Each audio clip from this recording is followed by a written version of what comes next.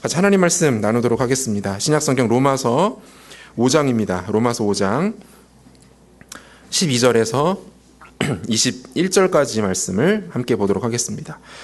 신약성경 로마서 5장 12절에서 21절까지 말씀입니다. 로마서 5장 12절에서 21절까지 말씀 우리 찾으셨으면 한 절씩 교독하고 마지막 절은 같이 읽겠습니다. 그러므로 한 사람으로 말미암아 죄가 세상에 들어오고 죄로 말미암아 사망이 들어왔나니 이와 같이 모든 사람이 죄를 지었으므로 사망이 모든 사람에게 이르렀느니라.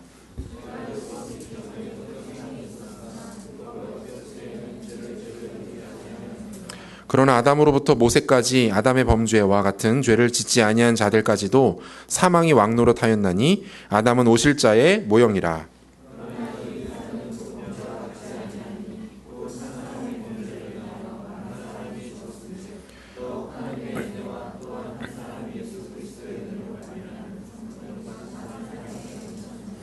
또 이 선물은 범죄한 한 사람으로 말미암은 것과 같지 아니하니 심판은 한 사람으로 말미암아 정죄에 이르렀으나 은사는 많은 범죄로 말미암아 의롭다 하심의 이름이니라.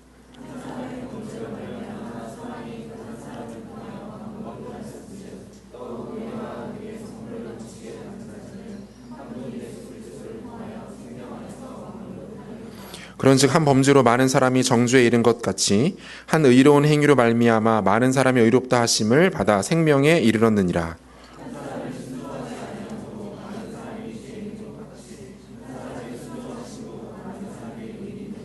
율법이 들어온 것은 범죄를 더하게 하려 함이라. 그러나 죄가 더한 곳에 은혜가 더욱 넘쳤나니 이는 죄가 사망 안에서 왕노릇한 것 같이 은혜도 또한 의로 말미암아 왕노릇하여 우리 주 예수 그리스도로 말미암아 영생에 이르게 하려 함이니라. 아멘. 1871년 미국의 아시아 함대가 조선을 침략하는 사건이 벌어집니다. 이 사건을 가리켜서 신미양요라고 하죠. 당시 미국이 소총, 대포와 함께 조선에 들고 들어온 또 다른 무기가 있었습니다. 그것은 다름 아닌 카메라였습니다. 미 군함에 동승했던 이탈리아 사진작가 펠리체 베아토는 한국에 온 최초의 종군 기자였습니다. 그는 승리를 축하하며 성조기를 꽂는 미군들의 모습과 함께 강화도 광성보에 질비한 조선 병사들의 시체를 촬영했습니다. 그리고 이 사진은 서구 사회의 신문과 잡지 곳곳에 특종으로 실리게 됩니다. 조선이라는 나라가 전 세계에 그 이름과 이미지를 본격적으로 알리기 시작한 것은 다름 아닌 끔찍한 대학살의 현장이었습니다. 파괴된 성벽과 잔혹하게 흩어진 병사들의 시체가 국제사회에 대한 조선의 첫 이미지가 되고 만 것입니다. 19세기 열강은 식민지를 찾아 아시아와 아프리카를 누비면서 총과 함께 카메라를 항상 들고 다녔습니다. 사진 기술과 맞물려 발달한 인쇄 기술은 이미지의 대량 복제를 가능하게 했고 제국주의는 이 두 개의 기술을 바퀴 삼아 자신의 무대를 점차 넓혀가게 됩니다.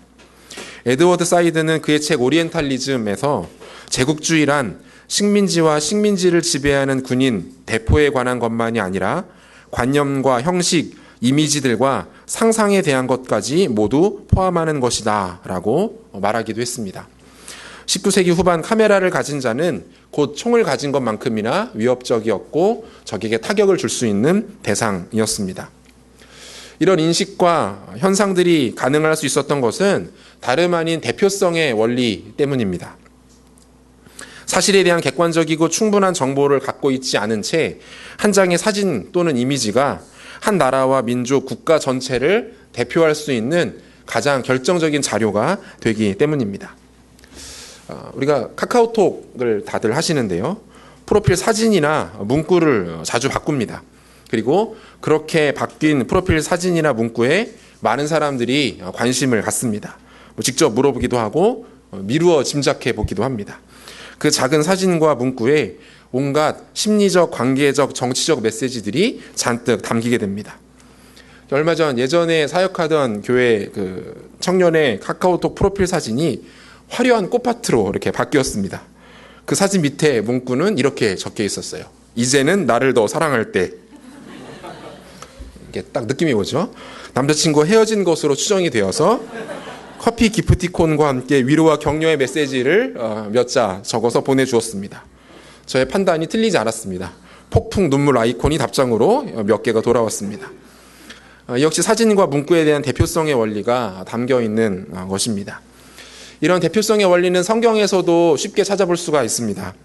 이것은 하나님께서 당신의 구속사를 펼치실 때 대표성의 원리를 중요하게 사용하신다라는 것으로도 해석할 수 있습니다. 아브라함은 이스라엘 백성 전체를 대표하는 인물임과 동시에 신구약의 모든 성도를 대표하는 대표로서의 의미를 갖습니다. 하나님께서 이방 민족 가운데 거하던 그를 부르셨고 그에게 언약 백성에 대한 약속을 주셨기 때문입니다. 다윗 역시 마찬가지이죠. 하나님 나라와 그 주권을 대표하는 인물이 다름 아닌 다윗입니다. 동시에 그는 구약 시대 가운데 오실 메시아를 상징하는 인물이기도 했습니다. 이뿐이 아닙니다. 유월절 어린 양, 광야에서의 성막, 모세가 만들어 세운 놋뱀과 도피성 등 예수 그리스도와 하나님의 구원을 대표하는 사건, 상징으로서의 대표성을 갖는 것들이 성경에서는 많이 발견이 됩니다.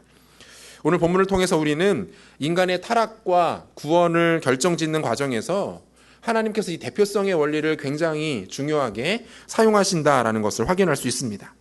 특별히 한 사람 아담과 또 다른 한 사람 예수 그리스도에게 적용되는 대표성의 원리를 발견할 수 있습니다. 로마서의 핵심은 복음이라고 할 수 있습니다.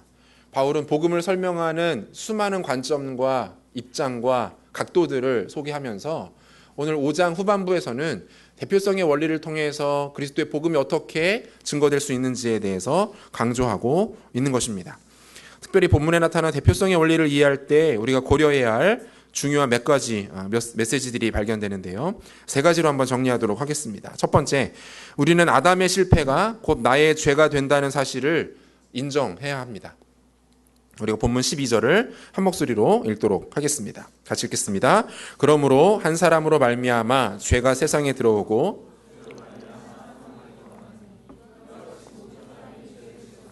사망이 모든 사람에게 이르렀느니라 라고 되어 있어요. 뭐라고 말씀합니까? 한 사람으로 말미암아 죄가 세상에 들어오게 되었고 그 죄 때문에 다시 사망이 들어오게 되었다라고 말합니다. 그리고 또다시 어떻게 결론을 내리고 있습니까? 이것은 곧 모든 사람이 죄를 지은 것이고 사망 또한 모든 사람에게 이른 것과 같다라고 말씀하고 있는 것입니다. 한 사람 때문에 온 인류와 세상에 죄가 들어오게 되었고 그 죄 때문에 모든 사람은 죽음에 이르게 되었다라는 것을 말하고 있는 거죠. 창세기 3장을 통해서 우리는 인간이 어떻게 죄에 빠지게 되었는지를 확인할 수 있습니다. 또한 죄를 범한 인간이 어떠한 결론에 이르게 되었는지도 알 수 있죠. 창세기 3장 17절에서 19절까지의 말씀을 보니까요. 아담에게 이르시되 내가 내 아내의 말을 듣고 내가 내게 먹지 말라 한 나무 열매를 먹었은즉 땅은 너로 말미암아 저주를 받고 너는 내 평생에 수고하여야 그 소산을 먹으리라. 땅이 내게 가시덤불과 엉겅퀴를 낼 것이라. 내가 먹을 것은 밭의 채소인즉 내가 흙으로 돌아갈 때까지 얼굴에 땀을 흘려야 먹을 것을 먹으리니 내가 그것에서 취함을 입었음이라. 너는 흙이니 흙으로 돌아갈 것이니라 하시니라 라고 되어 있어요. 여기서 재밌는 사실이 한 가지가 발견되는데요. 엄밀하게 말하자면 먼저 죄를 범한 것은 아담이 아닌 하와, 여자였습니다. 아담의 아내였던 하와가 아담을 죄로 인도한 것도 사실입니다. 하지만 하나님께서는 먼저 죄를 지은 하와가 아닌 아담에게 이 죄에 대한 결과를 선언하고 계시다는 것입니다. 이것은 두 가지 의미로 해석이 될 수 있는데요. 하나는 하나님께서 먼저 지으신 존재가 하와가 아닌 아담, 남자였다라는 것을 말하는 것입니다. 하나님은 여자로부터 시작된 죄에 대한 책임을 결정적으로 인류의 대표인 남자에게서 묻고 계신 거죠.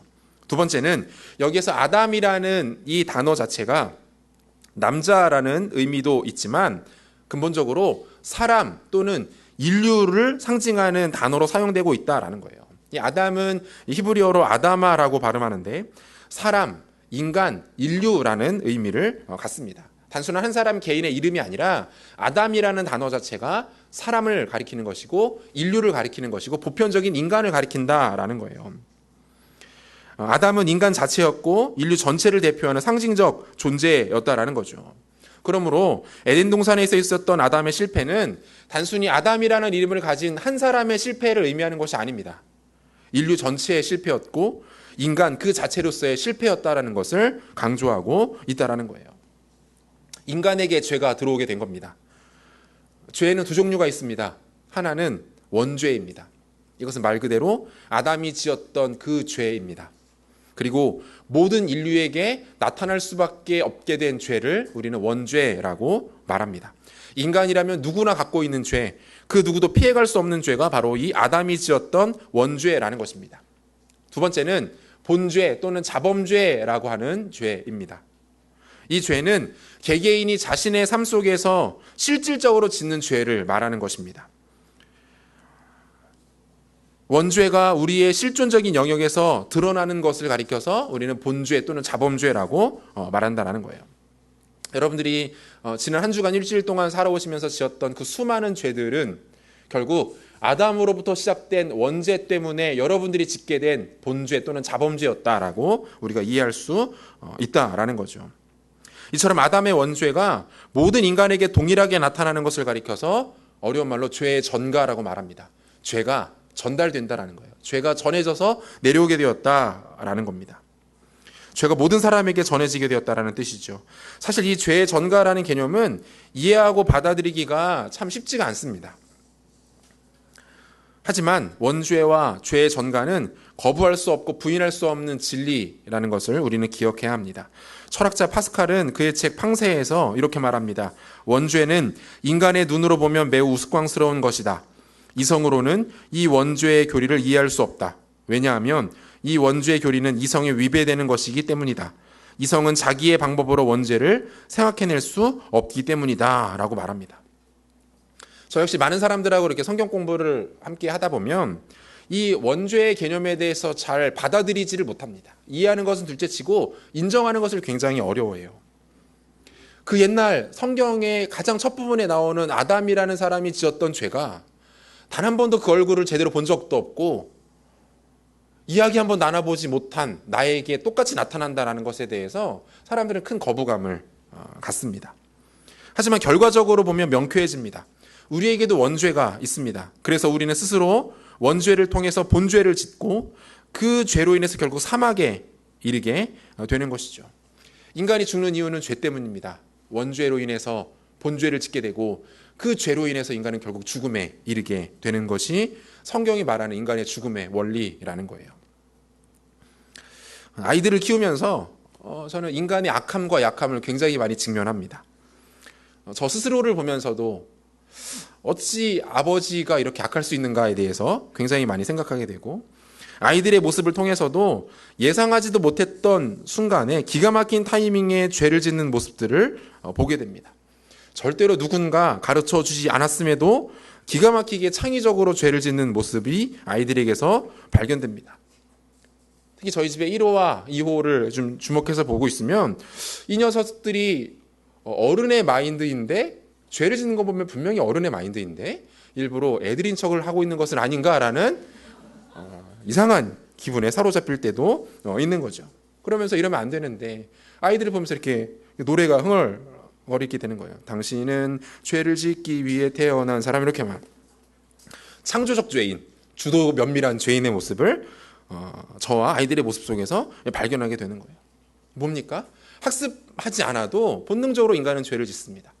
아이들에게 알려주지 않아도 아이들은 기가 막히게 어디서 해서는 안 되는 단어들을 갖고 와서 사용하기 시작합니다. 이러한 모습들은 원죄의 명확한 근거라고 할 수 있습니다. 이뿐이 아니죠. 사회적으로 점차 심화되고 있는 각종 모방 범죄들과 지능형 범죄들은 인간의 악함의 끝이 어디인가를 가늠할 수 없을 정도입니다. 우리는 우리의 죄가 아담으로부터 전가되었음을 인정해야 합니다. 아담을 통한 이 대표성의 원리를 받아들이지 않으면 예수 그리스도를 통한 의의 전가, 생명의 대표성 또한 받아들일 수 없기 때문입니다. 인간이 자신에게 있는 원죄를 인정할 때 나타나는 변화들이 있습니다.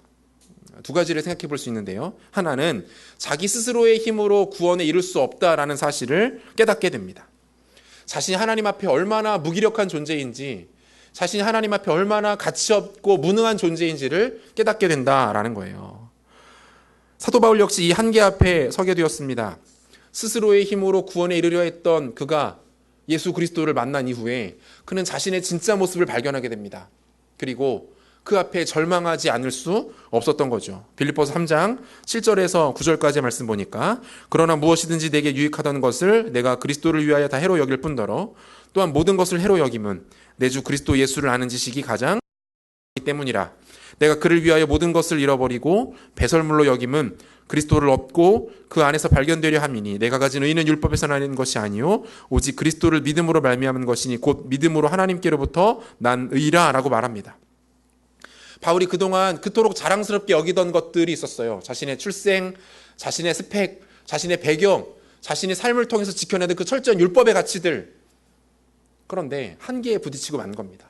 이렇게 하면, 이렇게 살면 구원에 이를 수 있을 것이라고 생각했는데 그게 아니었던 거예요. 그리고 생명 되신 예수를 만나고 나니까 자기가 붙들고 있었던 모든 것들이 마치 배설물처럼 쓸모없는 것들이었음을 깨닫게 되었던 거죠. 자신에게 원죄가 있다라는 사실을 인정한 사람은 자신의 무능력과 한계를 절감하게 됩니다. 그리고 유일한 구원과 생명의 길이신 예수 그리스도를 바라볼 수 있게 되는 것이죠. 두 번째는 다른 이들을 함부로 정죄하거나 판단할 수 없게 된다는 겁니다. 로마서 2장 1절과 2절 말씀을 우리가 같이 읽어보겠습니다. 같이 읽겠습니다. 그러므로 남을 판단하는 사람아 누구를 막론하고 내가 핑계하지 못할 것은 남을 판단하는 것으로 내가 너를 정죄함이니 판단하는 내가 같은 일을 행함이니라. 이런 일을 행하는 자에게 하나님의 심판이 진리대로 되는 줄 우리가 아노라. 뭐라고 말씀합니까? 다른 사람을 판단하는 기준과 잣대로 너도 동일하게 판단받게 될 것이다 라고 말하고 있는 거예요. 판단하는 너 역시 똑같은 죄인이기 때문에 하나님 앞에서는 그 원죄에 빠져 있는 전혀 다를 것 없는 죄인이기 때문에 똑같은 평가를 받게 될 것이다 라고 말하고 있는 것입니다. 판단할 수 없다는 거예요. 함부로 누군가를 정죄하거나 평가할 수 없다라고 말씀하고 있는 것입니다.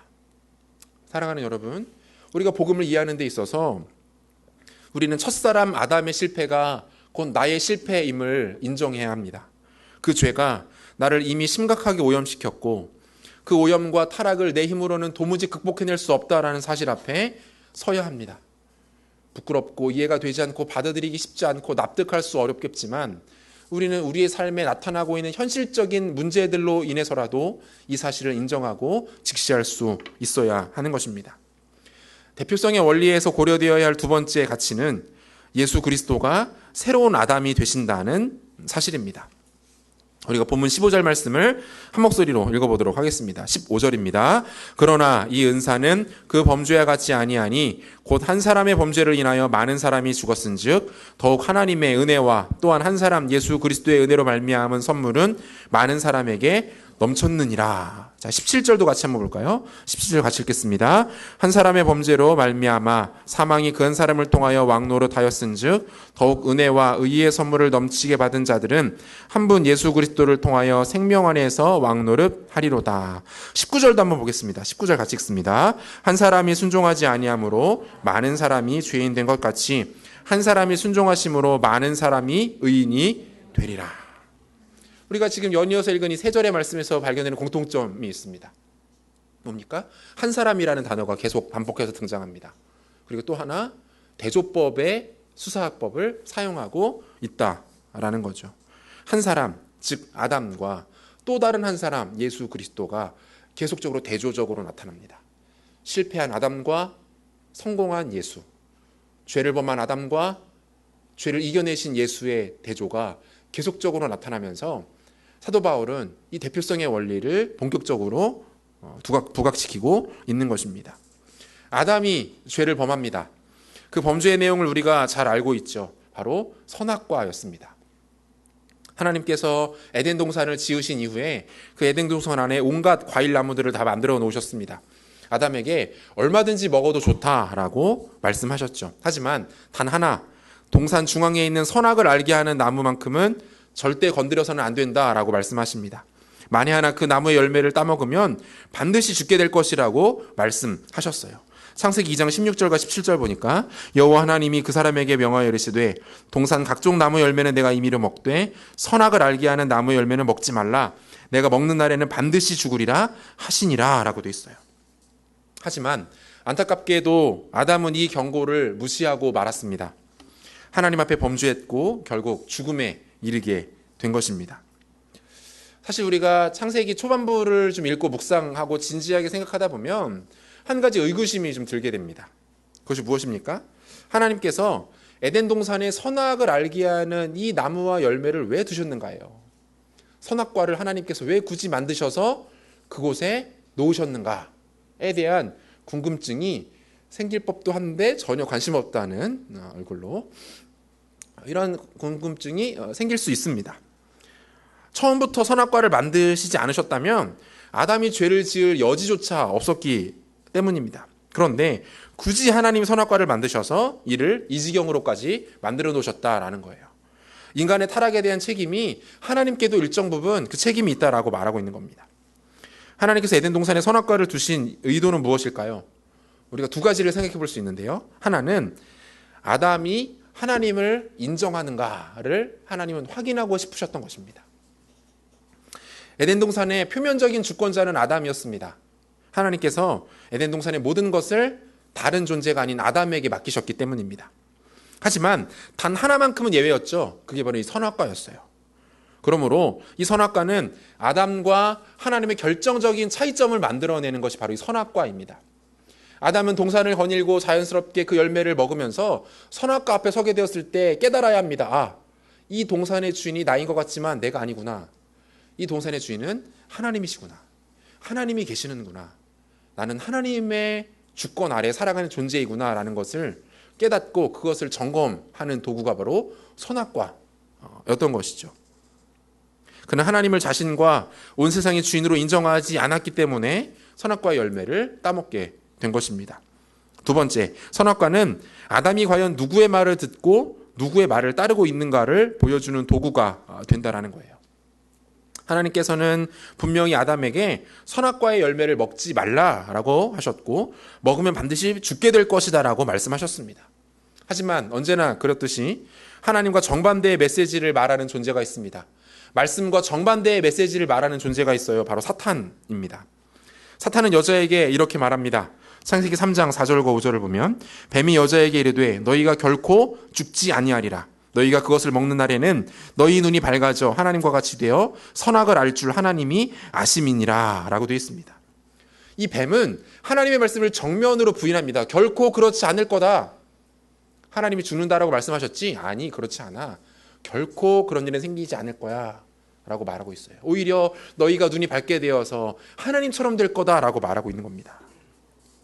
이것이 바로 사탄의 메시지 아닙니까? 사탄은 하나님의 말씀을 정면으로 부인하고 부정하는 존재예요.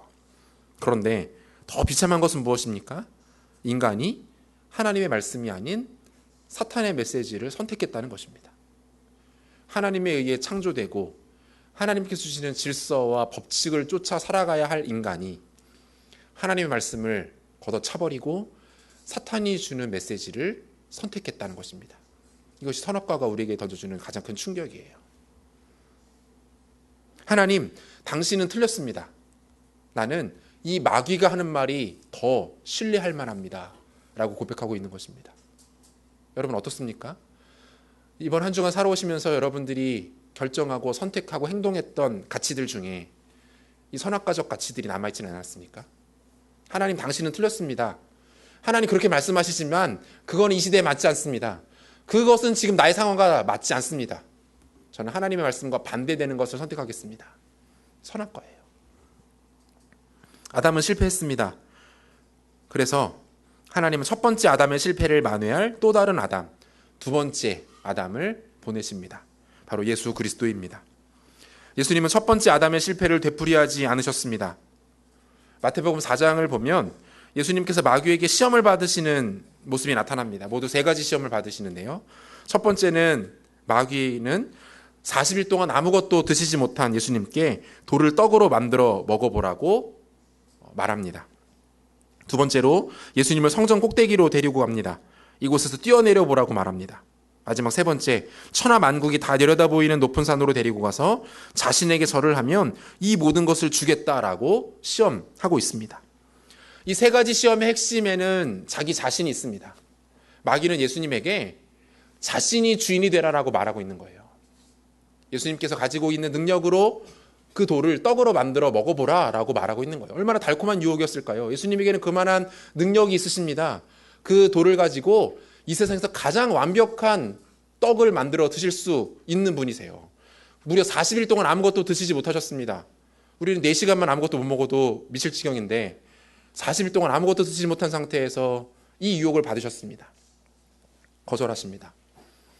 높은 곳에서 뛰어내려 보라고 말씀하세요.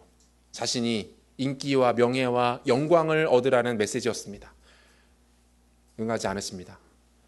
온 세상 만국을 주겠다라고 말합니다. 주인이 되라고 말합니다. 역시 응하지 않으십니다. 예수님은 마귀의 시험에 말려들지 않으셨습니다.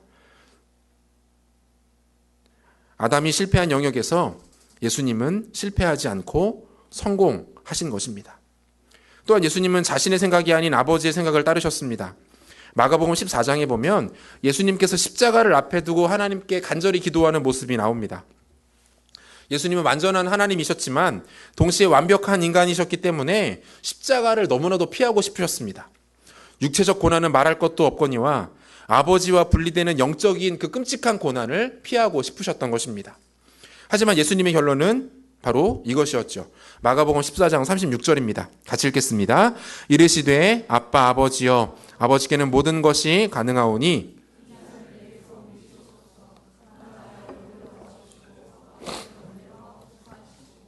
주님의 결론은 무엇이었습니까? 나의 원대로 마시고 아버지의 원대로 하옵소서였습니다. 주님, 내 마음이 아니라 아버지의 마음입니다. 라고 고백하고 있는 거예요. 두 번째 아담이신 예수님은 끝까지 하나님께 순종하셨습니다. 첫 번째 아담의 불순종을 완벽하게 만회하신 것입니다. 아담이 결코 할 수 없었던 것을 예수님께서 가능하게 하셨던 것입니다. 이것이 예수께서 우리를 위해 해주신 일이에요. 우리의 불가능, 우리의 약함, 우리의 실패를 완벽하게 만회하시는 분이 바로 우리 주 예수 그리스도라는 것입니다. 우리가 새가족이 처음에 공동체에 오면은 새가족 공부를 3주 동안 진행을 합니다. 새가족 공부를 하는 중에 우리가 함께 감상하는 영상이 한 편 있습니다. 그 아들과 아버지의 감동적인 이야기인데요. 내용이 이렇습니다. 아버지의 이름은 딕 호이트이고 아들의 이름은 릭 호이트입니다. 아들 릭은 태어날 때 탯줄이 목에 감기는 사고로 인해서 뇌의 산소 공급이 중단되고 말았습니다. 뇌성마비와 경련성 정신마비로 온 몸을 움직일 수 없는 신세가 되고 맙니다. 릭이 태어난 지 8개월 정도가 되었을 때 의사는 부모에게 이제는 그만 아들을 포기하라 라고 말합니다. 하지만 부모들은 아들을 포기할 수 없었습니다. 시간이 흘러 릭은 컴퓨터를 사용해서 최소한의 의사표현을 할 수 있게 되었습니다. 그러던 어느 날 릭은 태어나서 처음으로 자신의 솔직한 감정, 자신의 소원을 드러냅니다. 그는 모니터에 달리다, 달리고 싶다라고 썼습니다. 이 글을 본 아버지는 그 즉시 다니던 직장을 그만두고 아들을 등에 업고 달리기 시작합니다. 릭이 15살 되던 해 그들은 8km 자선 달리기 대회에 나가서 처음으로 완주하는데 성공합니다. 달리기를 마친 릭은 아버지에게 이런 글을 남깁니다. 아버지, 태어나서 처음으로 제 몸의 장애가 사라진 것 같은 느낌을 받았어요. 이후 이들은 더 큰 도전을 하게 됩니다. 철인 3종 경기에 출전할 결심을 한 것입니다. 이때까지만 해도 아버지는 수영은 조금도 할 줄 몰랐고 6살 이후로는 자전거를 타본 적도 없었습니다. 사람들은 말했습니다. 이 도전은 미친 짓이다. 오히려 아이를 더 힘들게 할 것이다. 오랜 준비 끝에 아버지와 아들은 철인 3종 경기에 출전합니다. 허리에 고무보트를 묶고 3.9km의 바다를 헤엄쳤고 180.2km를 사이클로 달렸습니다. 아들을 휠체어에 앉힌 채 밀며 42.195km를 달렸습니다. 아들이 할 수 있는 일이라고는 고무보트 위에 그대로 누워있는 것, 휠체어에 앉아있는 것 뿐이었습니다. 하지만 아들은 아버지와 함께 철인 3종 경기 전 코스를 완주할 수 있었습니다.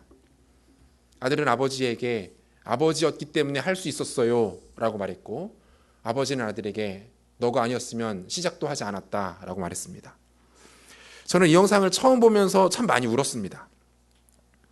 그 아들의 모습이 바로 저의 모습 같았기 때문입니다. 철저하게 무기력하고 무능력해서 혼자의 힘으로는 아무것도 할 수 없는 모습, 그 모습이 바로 저의 모습 같았습니다. 그런데 그런 아들의 실패를 완벽하게 만회하는 아버지가 계셨습니다. 아버지가 있는 한 아들은 실패할 수 없었던 것입니다. 첫사람 아담의 실패를 완벽하게 만회하는 분, 바로 예수 그리스도이십니다. 아담의 죄로 인해 죄의 전가가 이루어지기 시작했다면 이 죄의 전가를 끊어낼 수 있는 의의 전가가 있습니다. 그것은 바로 첫 번째 아담의 실패를 극복하신 예수 그리스도로 말미암아 가능하게 되었다라는 것입니다. 아담의 대표성은 우리가 선택할 수 있는 것은 아닙니다. 숙명적으로 주어지는 것입니다. 이 땅에 태어난 모든 사람이 아담의 죄로 인해 모두가 죄인이 되기 때문입니다. 하지만 예수 그리스도의 대표성은 우리가 믿고 받아들일 때 우리에게 그 효력이 나타나게 됩니다. 사도 요한은 이 사실을 요한복음 1장 12절에서 이렇게 말합니다. 같이 읽겠습니다. 영접하는 자, 곧 그 이름을 믿는 자들에게는 하나님의 자녀가 되는 권세를 주셨으니. 3장 36절도 같이 읽겠습니다. 아들을 믿는 자에게는 영생이 있고 아들에게 순종하지 아니하는 자는 영생을 보지 못하고 도리어 하나님의 진노가 그 위에 머물러 있느니라. 우리에게 남아있는 그 죄의 전가, 죄로 인해 멸망당할 수밖에 없고 죽음 당할 수밖에 없는 그 죄의 전가가 바뀔 수 있는 유일한 한 가지 길이 있다는 거예요. 그것이 무엇입니까? 예수 그리스도입니다. 예수를 선택하는 것입니다. 예수를 믿고 그분을 내 삶의 생명의 주인으로 모셔드리는 것입니다. 그럴 때 죄의 전가가 끊어지고 우리를 향한 하나님의 의의 전가가 이루어지기 시작한다라고 말씀하고 있는 것이죠. 마지막 세 번째, 예수들인 인생 가운데에는 은혜가 왕노릇하는 삶이 펼쳐지게 됩니다. 우리가 본문 21절 말씀을 한 목소리로 읽도록 하겠습니다. 21절입니다. 이는 죄가 사망 안에서 왕노릇한 것 같이 은혜도 또한 의로 말미암아 왕노릇하여 우리 주 예수 그리스도로 말미암아 영생에 이르게 하려 함이라 라고 말해요. 예수 그리스도의 대표성을 인정하고 그 능력 안에 거하는 자들에게는 더 이상 죄가 그 사람 가운데 왕노릇하지 못하게 될 것이다 라고 말씀하고 있는 것입니다. 다시 말하면 죄의 지배를 받지 않을 수 있게 된다는 거예요. 도리어 은혜가 왕노릇하는 삶, 하나님의 은혜와 복음의 능력에 온전히 사로잡히는 삶을 살아갈 수 있게 된다라고 말씀하고 있는 거죠. 로마서 8장 1절과 2절에서 사도 바울은 믿음으로 말미암아 이루어진 인생을 가리켜서 그러므로 이제 그리스도 예수 안에 있는 자에게는 결코 정죄함이 없나니 이는 그리스도 예수 안에 있는 생명의 성령의 법이 죄와 사망의 법에서 너를 해방하였음이라 라고 말하고 있습니다. 이 말씀은 법적인 선언입니다. 하나님께서 여전히 죄인된 인간들을 향해서 선언하시는 것입니다. 이제부터는 이러한 일이 이루어지게 되었다라고 말씀하시고 있는 거예요. 새로운 질서가 선포되었음을 뜻하는 것이죠. 하지만 우리의 현실에서 이 하나님의 선포와 이 질서는 아직 완전하지 않습니다. 우리가 직접 경험하면서 깨닫지 않습니까? 우리의 삶은 여전히 죄가 왕노릇하는 것처럼 보입니다. 습관적인 죄들이 우리 가운데 끊임없이 반복됩니다. 문득문득 나를 깜짝 놀라게 할 정도의 죄성이 우리 가운데 드러나게 됩니다. 분명히 성경은 믿는 자들에게 죄의 지배가 끊어지고 은혜와 성령의 법이 다스리게 되었다라고 말하고 있는데 우리 현실은 그렇지가 않은 거예요. 하지만 이것은 일시적인 현상일 뿐 우리에 대한 공식적인 상태일 수는 없다라는 것입니다. 성도는 은혜의 지배를 받는 사람들이에요. 우리의 현실과 우리의 모습과 우리의 실패와 관계없이 하나님의 백성들은 은혜의 지배 아래 거하고 있는 자들이라는 것입니다. 은혜의 지배를 받는다는 것은 죄가 눈꼽만큼도 없다라는 것을 의미하는 것이 아닙니다. 여전히 연약함이 나타납니다. 여전히 넘어집니다. 깨지고 실패합니다. 하지만 그 마음 가운데 뭐가 있는 것입니까? 이 은혜를 향한 강력한 사모함과 추구가 나타나게 되는 것을 말하는 거예요. 여러분들이 힘들고 지친 몸과 마음을 이끌고 이 졸립고 나른한 시간에 이 자리에 나온 이유가 무엇입니까? 여러분 왜 여기 나와 있습니까? 집에 가서 편히 쉬면 되는데 왜 여기 나와 있습니까? 우리 안에 이 은혜에 대한 갈급함이 있는 것 아닙니까? 그 사모함이 있는 것 아닙니까? 내가 비록 한 주간 실패하고 넘어졌고 깨졌지만 그래도 나를 온전케 하시는 그리스도를 의지해서 나온 것 아닙니까? 이게 뭐예요? 은혜의 지배 아래 있다는 거예요. 죄가 왕노릇하는 사람들은 은혜를 구하지 않습니다. 그들에게 은혜는 그렇게 중요한 요소가 아니에요. 그들에게는 돈, 권력, 명예, 인맥, 좋은 배경, 좋은 환경만 있으면 충분하다라고 생각합니다. 그들에게 은혜는 관심 밖이에요. 뭔지도 모릅니다. 굳이 하나님을 찾지도 않고 구하지도 않습니다. 왜 그럴까요? 은혜의 지배를 받는 것이 아니라 죄의 지배를 받고 있기 때문입니다. 하지만 은혜의 지배를 받는 사람들은 다르다는 거예요. 지금 내 모습, 상태가 중요한 것이 아닙니다. 얼마나 하나님의 은혜를 사모하고 있는가입니다. 주님, 나는 죄인입니다. 나에게는 가치가 없고 소망이 없습니다. 내 힘으로는 도저히 살아가는 것이 불가능합니다.